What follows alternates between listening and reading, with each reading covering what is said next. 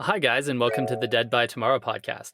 My name is Daniel Winter, and my co host is Andrew Monroe.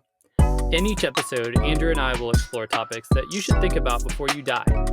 We encourage you to remember that some tomorrow will be your last, so each day could be your final chance to really live.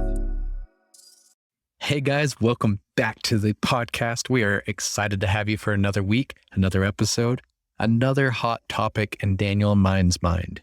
So this week, we're going to be covering important questions. This was another sort of chapter from our book. It's at the end, and it is technically labeled as a chapter, I'm pretty sure, but it's more of not a reading chapter, but a thought-provoking chapter where we ask you questions to then fill in the blank with, think about, and kind of contemplate what we think is important. So with that said, Daniel, why are questions important?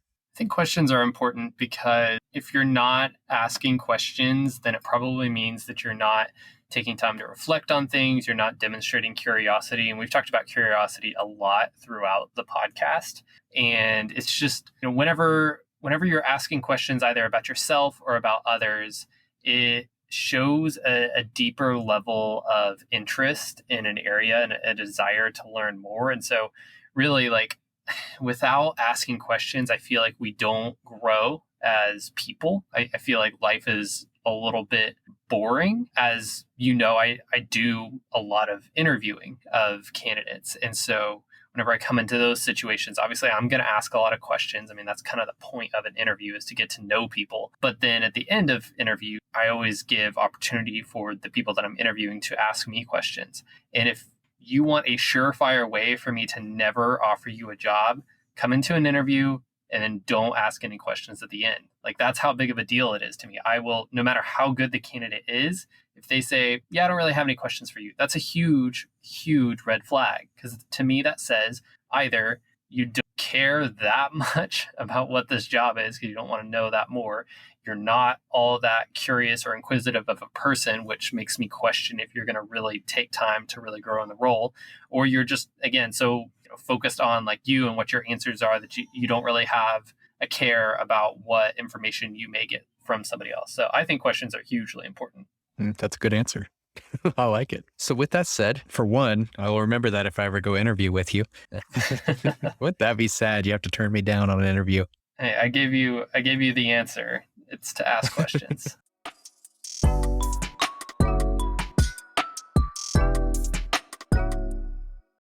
All right, I'm going to jump into some of these questions and let's see where we go with it.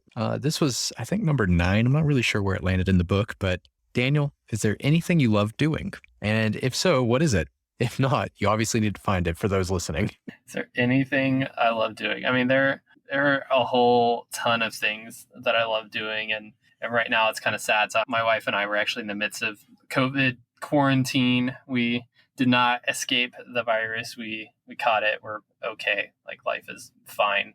If you hear me coughing throughout the episode, it's probably not actually because of COVID. It's probably because I mowed the yard and mucked out the gutters yesterday. So there are a lot of things that I love doing, and I feel it even more so now when I can't go out and do all of those things, because most of what I love doing centers around a fellowship with other people. So I love playing ultimate frisbee. I love playing video games. I love to travel and do obstacle course races and all these sorts of things. But really at the heart of it all, it's just I love doing things with other people, experiencing life with other people, and any joy there is in an activity, I feel like it's increased by 100-fold doing it with somebody else that also enjoys that activity. I love that you use the word fellowship, not only because I love Lord of the Rings, which is an embarrassingly large amount of why I like that word, but I think it has a better connotation of what you mean by what you're doing. You're not just saying, I like spending time with friends. It's fellowship with friends.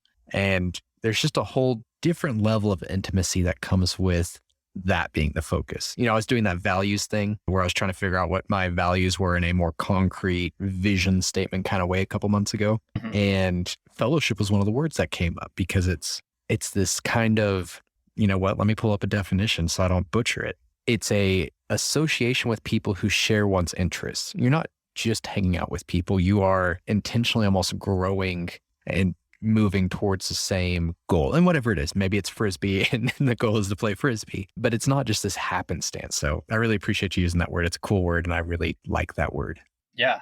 And so with that question, that is one from the chapter. I don't remember if that's one that I put in or that you put in, but what do you think is the value of asking yourself a question like that? Why is that something that we would pose to readers? Knowing what you love to do is important because if you don't make your time use intentional, if you don't spend your time the same way you spend your money, which hopefully is less willy nilly and more like, hey, I'm saving up for this. I want to do XYZ. Knowing actually what you like to do, which sounds kind of silly that anybody should have to be told to actually look at what they like to do, but it's rare. A lot of people struggle with actually understanding what they enjoy and what they love doing and what their passions are.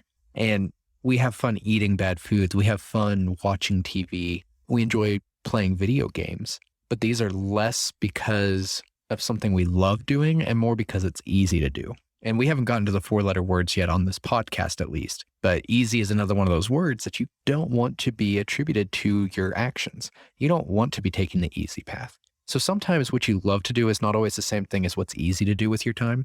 And knowing the difference there and knowing what it is you specifically love can help you determine how you're going to spend your day and how you're going to spend your week and how you're going to spend your month and what pieces of that currency that is time you are going to spend and where you're not going to spend it so you have more of that currency for the things you do love.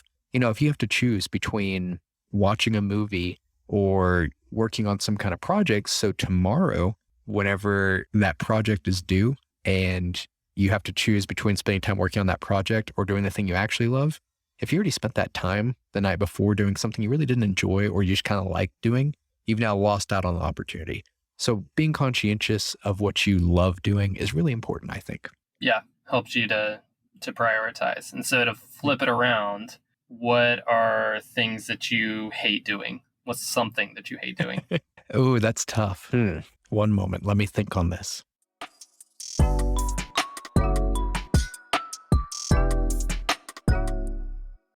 Hate is a strong word.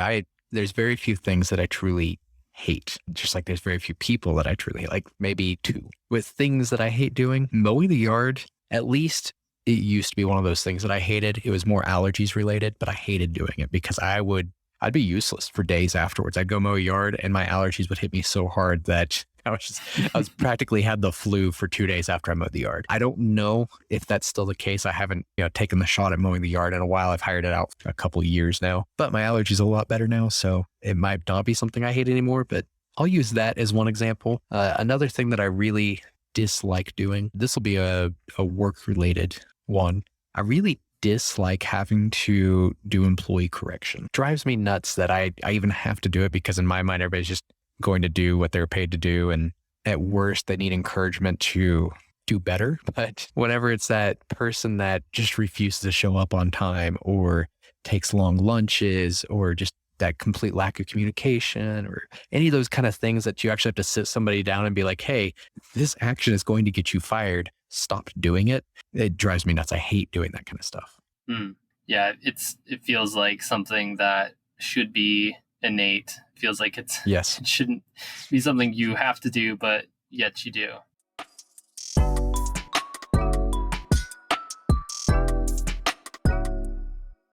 I'm trying not to go chronologically here, but I also really like this one because, and this could be interesting because you've had a lot of interesting stuff happen in your life in the last year. What advice would you give yourself a year ago? Oh, there has been a lot of the past year has been interesting. Hillary and I were just talking about that a little bit today because we were eating breakfast in our kitchen and the TV in the den just kind of cycles through Google, photo slideshows. And so it'll pop up pictures from random points of time. And it popped one up of the kitchen that we were currently sitting in, basically gutted out because we were dealing with a mold problem. And that was in the midst of having a newborn baby. And it was also in the wintertime and in the midst of COVID. And we were just kind of reflecting on like how calm things are right now and how those times were certainly challenging. And so I guess advice that I would give myself a year ago, because at this point in time, we had not hit any of that craziness yet. Riley had not quite been born, still about a month and a half out. We did not yet know that our kitchen had mold issues in it. We didn't know that there was going to be the blackout, freezing winter, whatever craziness happened in Texas. I mean, we knew that COVID was going to happen. That we were still in the middle of that, but we're in a little bit of a calm before a storm. And so I think what I would probably tell myself a year ago is just that no matter how crazy things sort of seem to get, that it's going to be something if you can stick with that and stay through on the other side. As long as you've got food on the table and you've got a way to, provide for some of those basic needs for your family, your life's not at danger and those types of things. Anything is doable, and it's going to be frustrating and hard and challenging, but there are bigger problems in the world, and it's just a temporary problem. I think that's the thing that I would just continue to remind myself of, is because at this point I can say, hey, like, it's not even going to be a full year of troubles that you sort of have to deal with, and then you get to the other side and it's worthwhile. And I think that's probably the advice I would give myself, that, or just saying, hey, Daniel, in August of 2020, heads up, your kitchen has mold in it. Maybe do something about it now instead of in January. Would have been a little healthier, I bet.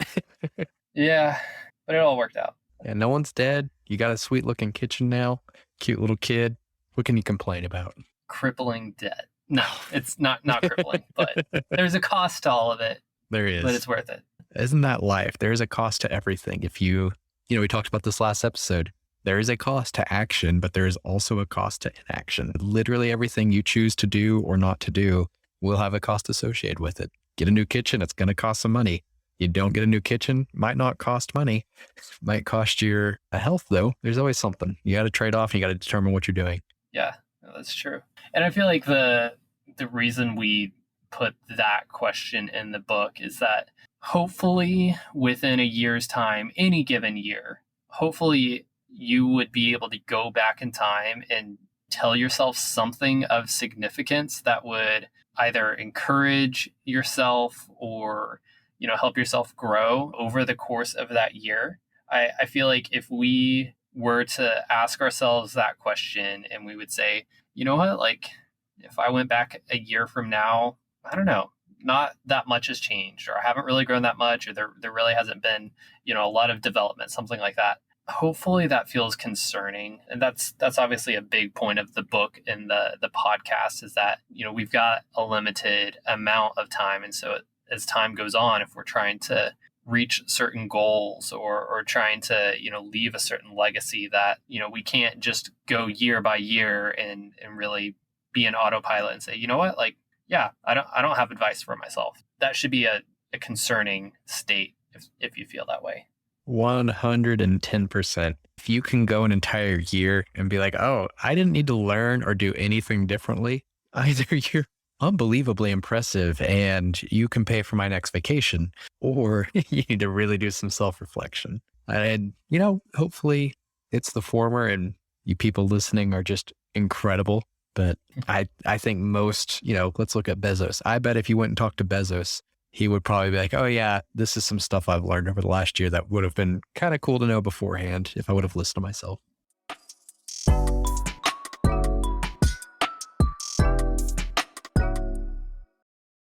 All right, let's hop to another question. This one, part of why I threw this one in was there's a line from Mr. Rogers, and he is just wonderful. And there's a book, I'll try and link to it in the show notes, but it was this really, really good book about Mr. Rogers. It made me cry a couple of times. And one of the main points that Mr. Rogers tried to convey to people was, what do you do with the mad when you feel it? Like, how do you react to being angry? So we took it a little bit differently, and we asked, how do you cope with stress? Oh, and we'll start with, that's kind of the background on it. And why this is important is, if you don't have a healthy method for coping with stress, it's probably an indicator that you are not used to having stress in your life, which means you're not used to being uncomfortable, which ultimately leads to you not growing. And that sounds kind of like the Jedi mantra, stress leads to growth, or something like that. We'll try and make something up down the road. But that's the reason we have this one in there. So Daniel, how do you cope with stress? Well, I feel like stress can be a good thing. I mean, it typically is at its onset. And so if I'm feeling stressed out about something, then the very first thing that I'm going to try to do is make sure that I understand what it is that's stressing me out, not always as apparent as it would seem.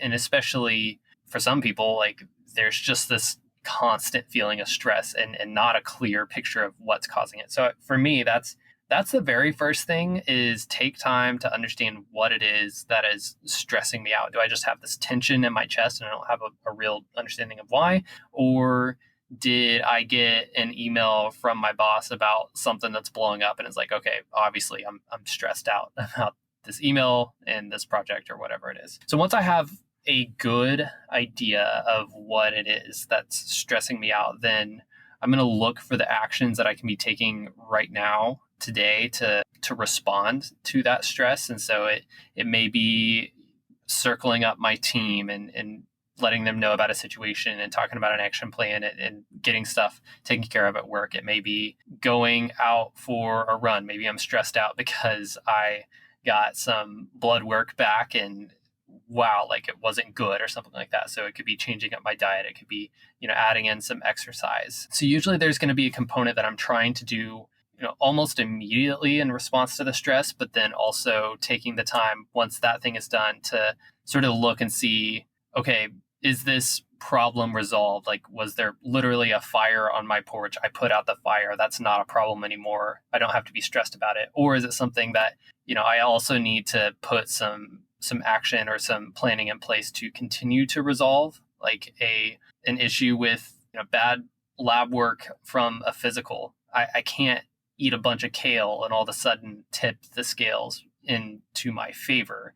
I need to, sure, take some action today, but then I need to make a plan and sort of restructure an environment going forward to deal with that stressful issue. So that's the other thing that I'm going to do. And then if a situation where I just feel stressed and I cannot figure out what's going on, that's probably something where I'm going to take some time and do some breathing techniques. I'm going to probably try to get to a place where I can sort of be still, be quiet, get into the Bible, read some scripture, get into some prayer, just do something along that line is typically, a step I'm going to take if I'm struggling to identify stress or if I'm still feeling that stress even after I've taken my actions.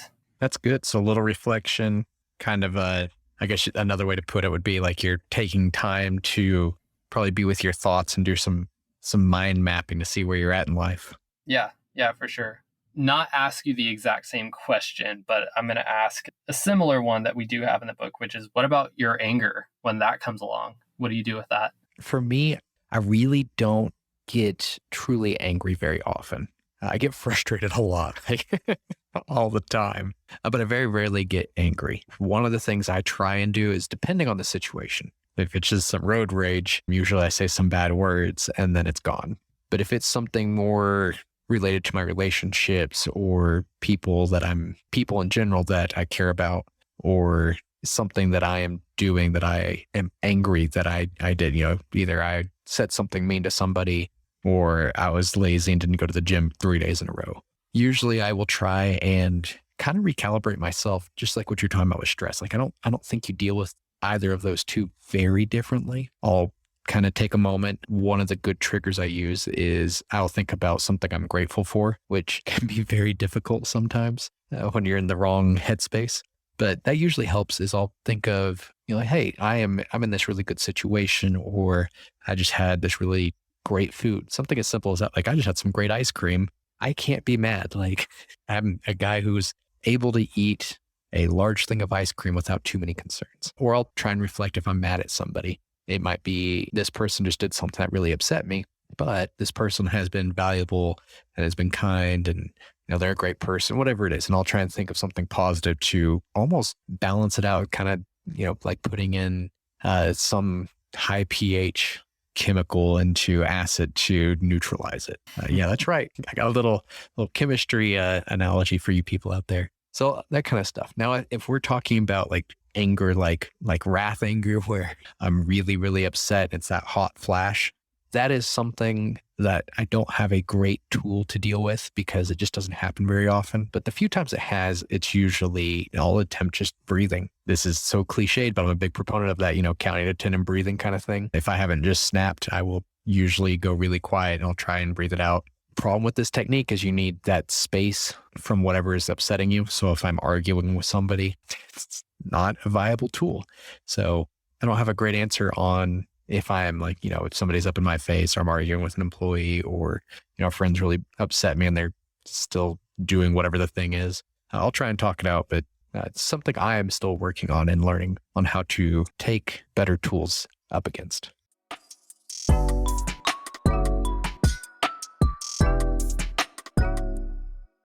Okay, Daniel, before we get into maybe some more fun questions that weren't in the book, let me ask you one of my favorites from this whole list. I think it's like 10, 12, I don't know, not too many questions in here. And we had some sub questions that kind of makes it confusing. So let's call it under 30, somewhere in there. But one of my favorites, and I think this is really good for self-reflection because it's one of the more well-argued aspects out there in the world, whether it be at church, psychology, wherever it is. But we are the average of the 5 most important, closest people to us in our lives. And it's something that they've shown time and time again. So I'm not going to ask you who the 5 people are in your life, but what do you think about that concept? Do you have 5 people in mind, and what do they bring to your table? How do they elevate you, or how do they bring you down? Yeah, so I've definitely heard that question several times. I've answered it a few times, and something that came up recently that's kind of made me rethink a little bit about, how I approach answering that, or how I think about the question. And I'll tell some stories alongside this as well. Is, there are certainly 5 people that are really important in my life and have been for a long time. And like the reality is, it's like those 5. If I'm saying who are the 5 most important people, it's probably largely topped by like close family members, maybe friends I've known a really long time. But I think another important thing to look at with this question is, who are the 5 most close in proximity to me at this time in life? And that's something that has been shown to be really important with relationships, is proximity. A kind of silly example of this is when I first started working at my job, I was on this team that was kind of in we called it the dungeon. It was like the kind of far off space of the office. And there weren't a lot of people over there. And there was another person that was hired at the same time as me that anytime I came in, like our desks were close by. And so I'd stop by and chat and say hi. And, I would say that was one of my closer friends at work. And then some shuffles happened. I stayed in the dungeon. She moved up to the second floor. And I went from having a conversation on nearly a daily basis to maybe once a month we would have a conversation. And it wasn't that I disliked that person or anything like that. It was just the proximity changed. And I think that's really important to keep in mind. And so when I think about proximity, obviously my spouse, my wife, Hillary, is the most close person to me in proximity. And I would say is the most important person in my life. We have a huge amount of influence on each other. But even if that proximity is kind of built in, like living together, we also do our best to have things that bring us into close connection beyond just physically being nearby, even though that's important. But we've, keeping that in mind, we have done our best to align that proximity with people that we've felt are really important to both Hillary and I as a whole. Like, because if one person is important to me, then they're going to probably be important to Hillary as well, again, because of that proximity. And so when we were looking to move, we really prioritized being in a neighborhood that would be close to some of our really good friends, Brett and Angela and Tim and Shannon. And we prioritized it so much so that there was a house that was 4 or 5 houses down the street from Brett and Angela. Tim and Shannon at the time lived basically behind them. And Hillary called me up, said that she looked at it and liked it.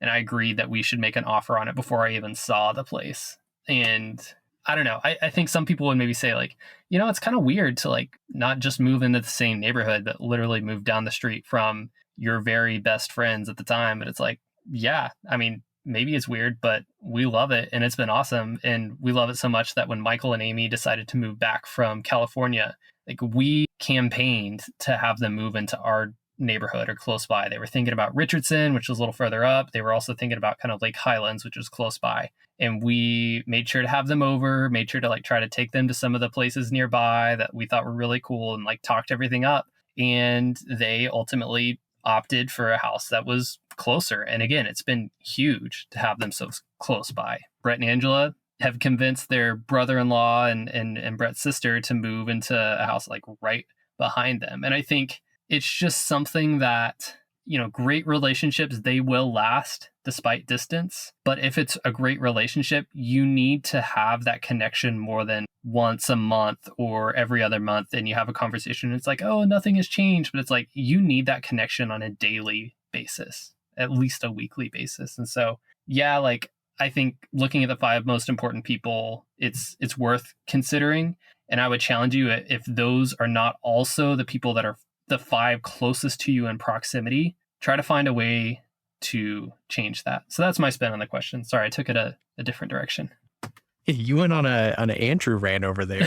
I like it. That was such a good answer. And I think that is great. I don't know if this is just because we are friends and we think similarly, but I love the idea of that close proximity, like that physical close proximity to your people who you think are important. Like I'm super jealous that you all get to live down the street from each other, because that sounds awesome. I would honestly be one of those people that was easily convinced to move into a commune with my friends. Like that sounds like a blast. So I agree. That's pretty cool. And it really is. The more that proximity creates more headspace for that person in your brain, which makes them affect you more. If you're thinking about, hey, what would these people that I care about do whenever you're making decisions, that will affect how you decide to do something. And if they are more at the front of your mind, then the more likely they are to influence your decision making.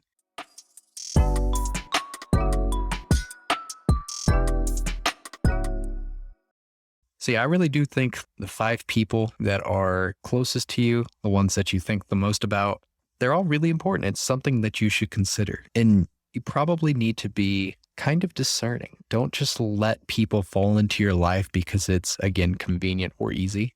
Be conscientious of who you spend your time with and who you live near and all of that kind of stuff. Like it's important. So with that said, Daniel, this is not in the book. I don't know if our audience will enjoy it, but we usually end our interview episodes with fun questions and stories.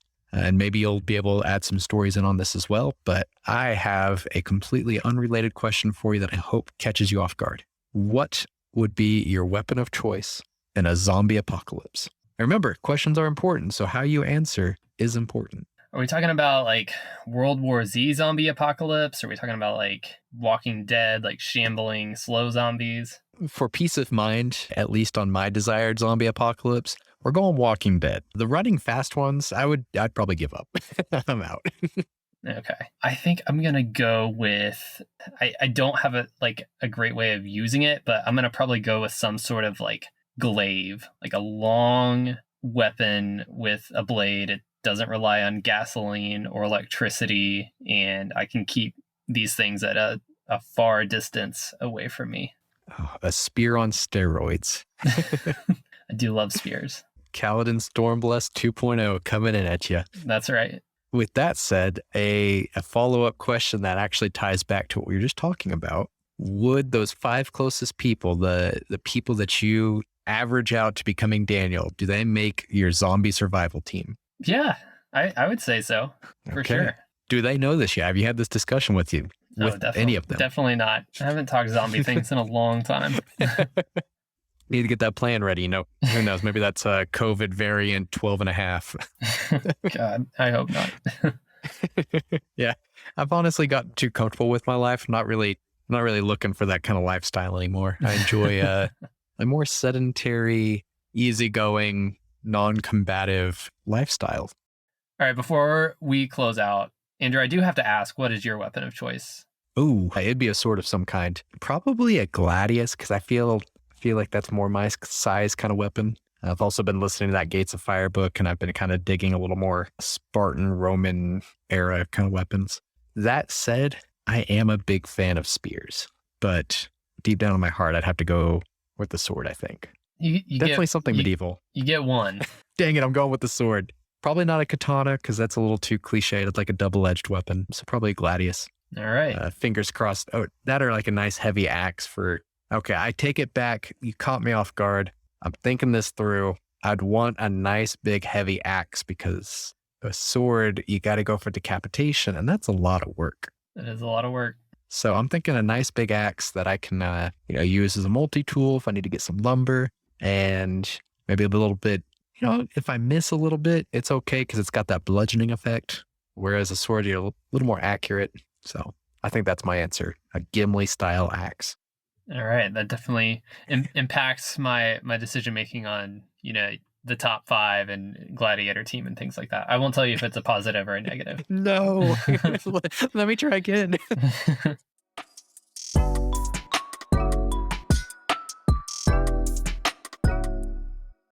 Well, even though we ended up with some silly question asking, we hope that y'all take the time to just go through with some close friends and take the time to ask each other some questions. Like I said at the beginning, I think questions are really, really important. And especially as guys, we can just spend a lot of time with relationships, just doing activities, playing things, and all of that, and never really get the time to dive in a little bit deeper to add some depth to relationships. And questions are a great way to do that. So I don't know if I necessarily recommend carving out an hour and just asking each other questions back and forth. That might be a little intense, but maybe have 1 or 2 questions that the next time you're heading out to a golf game or playing some Xbox or whatever it is you do with your close friends, that you just drop it in there and see what happens. That's not my official challenge. That's just kind of a recommendation on maybe something to take from the episode.